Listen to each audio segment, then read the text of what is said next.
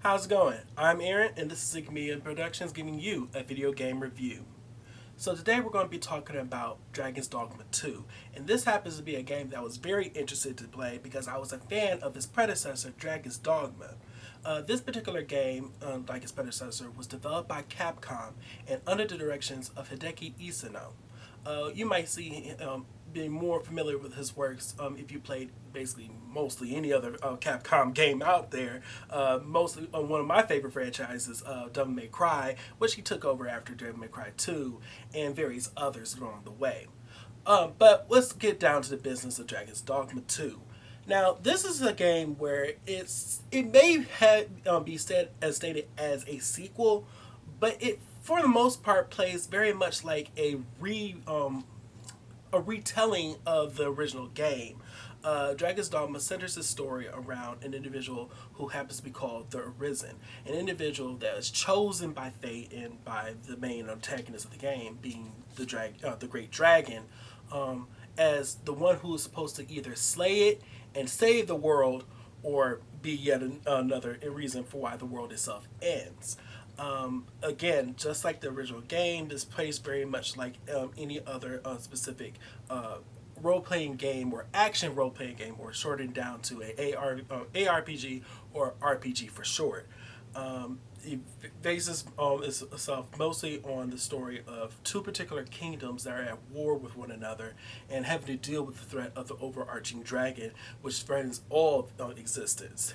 The two particular cities or countries involved happens to be Vermin, a human settlement that basically has this entire kingdom centered around the concept of the Risen, who is fated to slay the dragon and be their king.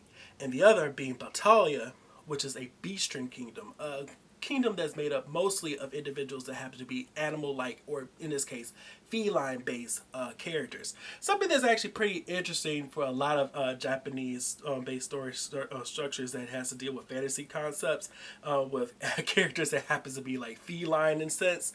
It's interesting for me, and I actually do like it, especially how it's done here, because both particular kingdoms have their own unique vibes. Again, Vermin being a human settlement, which is very much structured like any particular medieval fantasy-based city or based kingdom, and then Beastern, which happens to be more in the desert-like area that has a lot of Middle Eastern and very deep desert-like civilization characteristics. And basically being able to go around the worlds in this sense is very enjoyable. Again, the story itself is pretty straightforward in the sense that you are having to travel to gain strength and as an individual to try and defeat this great threat, but you also meet other characters along the way that either are going to help you on your journey or increase your ability to be able to do what you're supposed to. I do give them a few props on trying to redevelop the style of how they're trying to tell the story and involving the concept of two particular warring kingdoms. Something they didn't really necessarily do in the first game. The first game was very much structured on the concept of just defeating the dragon, and that was really it. But this one has also many other side stories that helped intertwine why it's basically following around the concept of multiple different perspectives for different characters. However, at the end of the day, I wish when this is actually something that has to deal with a lot of Capcom-based RPGs that has to deal with this character that really doesn't speak. Is really just you're a figurehead for the player, and that's okay in certain respects. But if you're going to have a RPG or have a story-based system like this, or a story-based game, it helps to be able to have a little bit more presence in that same story. Dialogue would have been interesting. Dialogue trees that you actually see in various other games could have been intertwined in this to help give us a little bit more intrigue into what was going down.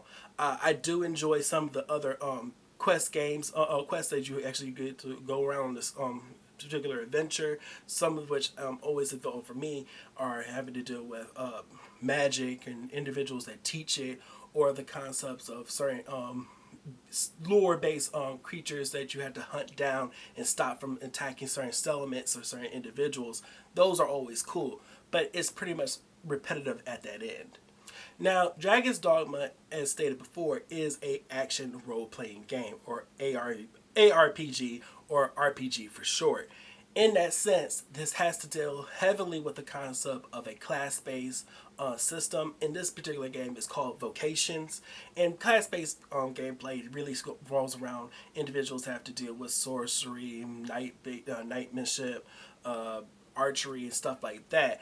And I find that in Dragon's Dogma was actually something that I felt was actually probably better done in the concept of the uniqueness of how each class complements each other, and at the same time bring their own unique skills and attributes that helps the player really engage with the combat.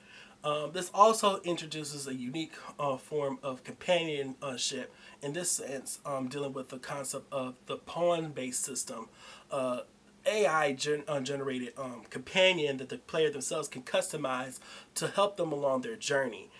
Both the player, and, the arisen character, and the pawns are able to intertwine with each other, and being the only ones in this game being able to do that with the concept of vocations. Vocations being the class-based system. This particular game does do a better job than the original one did with how well it distinguishes between the various vocations you deal with. Again, for me specifically, when it comes to any particular RPG-based game, I always find myself really diving into magic-based characters, so I really enjoy dealing with the concepts of the sorcerer, mage, but specific vocations really being sorcerer, mystic archer, and mystic spearhead, which are two vocations were very new to this game that has to deal with more engaging concepts of dual spearmanship or archery that has to incorporate magic-based attacks or elemental abilities. And again, being able to home your different parties systems in this game or revolve around with pawns is a unique concept, but I do feel as though it does misses that concept of having online gameplay or online mechanics as far as other players being able to join you on your quest. I feel as though that would have been far more interesting to do. But as it is, the pawns themselves do a well enough job being able to help you along your journey in different types of fights, especially if you make up your party with specific location-based pawns that help complement your particular play style. I also find that the concept of cooking was also added into this game with the whole tent system, which is cool, and I actually did enjoy that. But I feel as though if you're going to do anything that has to do with cooking in a game, I always want to play around the concepts of different kinds of ingredients you're able to add into a food to give you better stats elements. I mean, this one was pretty much carnivore based, where you're only really dealing with meats, and yeah, photorealistic meats that looks incredibly amazing and delicious in some sense. But at the end of the day, like I'm okay with having some like veggies and fish and something else that basically that you can actually add into it. I mean, when you look at certain games like again from Capcom. Monster Hunter having the cook-based system, attribute systems, and that would have been really interesting to add into Dragon's Dogma 2. As it is, though, it's okay. But I feel as though the main bread and butter for Dragon's Dogma has to deal with the hack and slash vocation-based elements that this game really focuses on and excels at. That I find was really interesting that most other action RPGs really don't do. Also, being able to jump on a particular creature and ride around it like a cowboy is so satisfying. I will never get tired of that, and I absolutely do think Dragon's Dogma being able to do that in this game. Also, I really going back onto the concept of dealing with different kinds of quests is interesting, especially when you actually have to involve yourself with certain character NPCs being in world characters that you meet along the way. I actually do find this game does a better job at doing it, especially making me actually care for certain characters in a certain sense. Also, the romantic system and love system they actually added to is kind of cool. I think they tried to do it in the other game, but this one actually does a little bit better. And of course, you can't get over the concept of the night and day system that they add into this, and the unique variety of different kinds of enemy combat creatures. I feel as though this game has some of the best creature designs and some of the best attack styles that you actually going to see in many other action RPGs. So that's something that's really interesting to actually get to experience. Dragon's Dogma 2 is a very vibrant and interesting story and gameplay to actually experience. Again, the two different kingdoms that you're actually able to go against, Vermin and Bertalia, are very well realized and very interesting to actually get to involve yourself with. And the concept of a night and day system that this game implements is really interesting too. I wish that it actually did a little bit better with the weather change system, because I feel as though certain other games do that a little bit better. But as it is, again, I actually do enjoy having to get to see the vibrant kinds of settlements and natural environments that you actually get to play with around with, and seeing the vibrancy of different kinds of clothes and aesthetics, and of course seeing the magic being displayed on this game is really excellent. I cannot say it enough. The game, being able to play as a sorcerer in this game is really cool. Being able to do all kinds of elemental attacks and seeing how that is well realized in this game. But I had to basically state, there are other games that I feel as though do that better. Also, having to add in the concept of the customization in this game is really well done.